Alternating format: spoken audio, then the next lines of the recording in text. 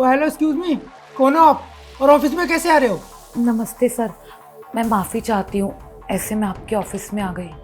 वो एक्चुअली मैं अपने भाई को ढूंढ रही हूँ। कौन भाई, किसकी बात कर रहे हो आप? वो अंशु है ना, वही मेरा भाई है। ओह, तो तुम हमारे ऑफिस के पियोन की बहन हो। तुम्हें जरा सी भी तमीज़ नहीं है। मेरे कैबिन में से टहलते हुए आ गई है। तुम्हें पता नहीं है कि किसी से मिलना है तो गेट पे मिलना होता है। सर मुझे माफ़ कर दीजिएगा, बट ये सामान देना ना उन्हें बहुत ज़रूरी था और मैं बाहर देख कर आई थी, बट मुझे वो बाहर मिला नहीं, इसीलिए सर मैं अंदर आ गई। मुझे लगा कि वो यहीं होगा।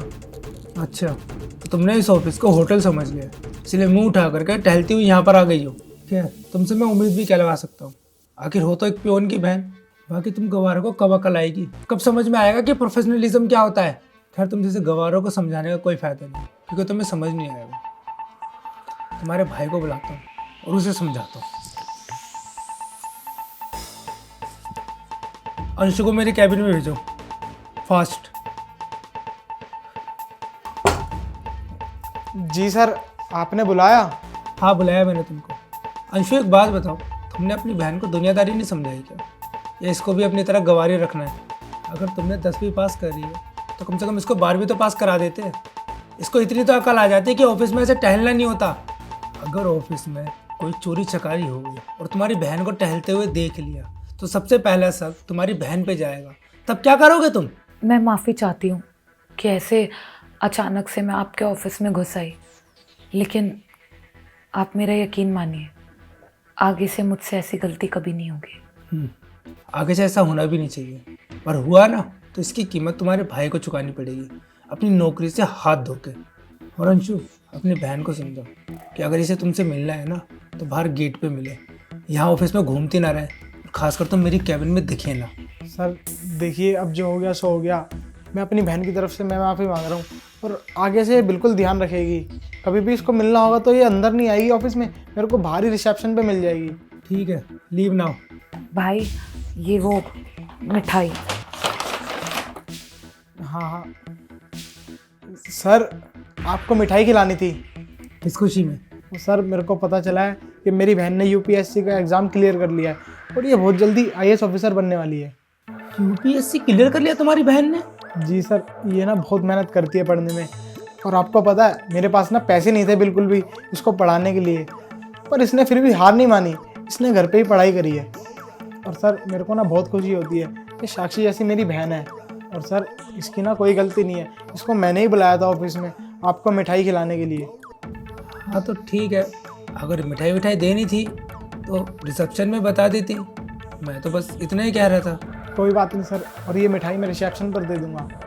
अरे रुको रुको, अंशु तुम जाओ अपना काम करो और अपनी बहन को यहीं छोड़ दो, मुझे उनसे कुछ बात करनी है। ठीक है बहन, तो सर से बात करके आ जाइयो।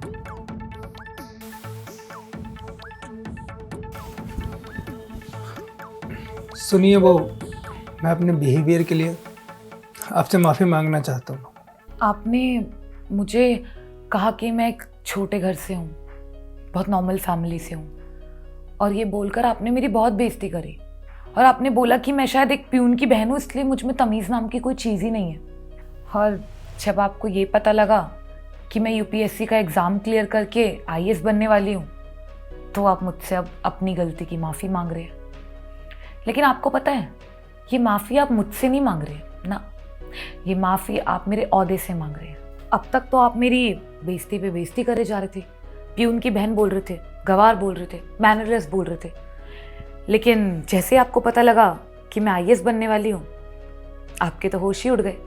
डर लग गया आपको मुझसे कि कहीं मैं आपकी पोस्ट को या आपकी कंपनी को थोड़ा सा भी नुकसान ना पहुँचा दूँ, है ना? लेकिन डोंट वरी, मेरी सोच आप जैसे अमीरों जैसी तो नहीं है कि मैं किसी को नुकसान कराऊं या फिर उसका बुरा चाहूं।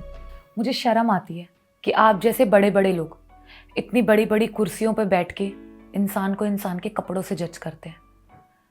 वैसे एक बात तो मुझे समझ में आ गई है कि अगर आज मेरी जगह पर कोई अमीर घर की लड़की या फिर कोई अच्छी खासी लड़की आई होती ना, तो फिर आप उसकी बेइज्जती मेरे जैसी तो नहीं करते, आप उससे बहुत ही तमीज़ से बात करते। लेकिन जस्ट बिकॉज ऑफ मैं एक मिडिल क्लास फैमिली से हूँ, आपने मेरी धड़ाधड़ बेइज्जती कर दी। चलिए सर, मैं चलती हूँ। आई होप जो भी कुछ अभी मैंने आपको समझाया सब आपको समझ आ गया होगा।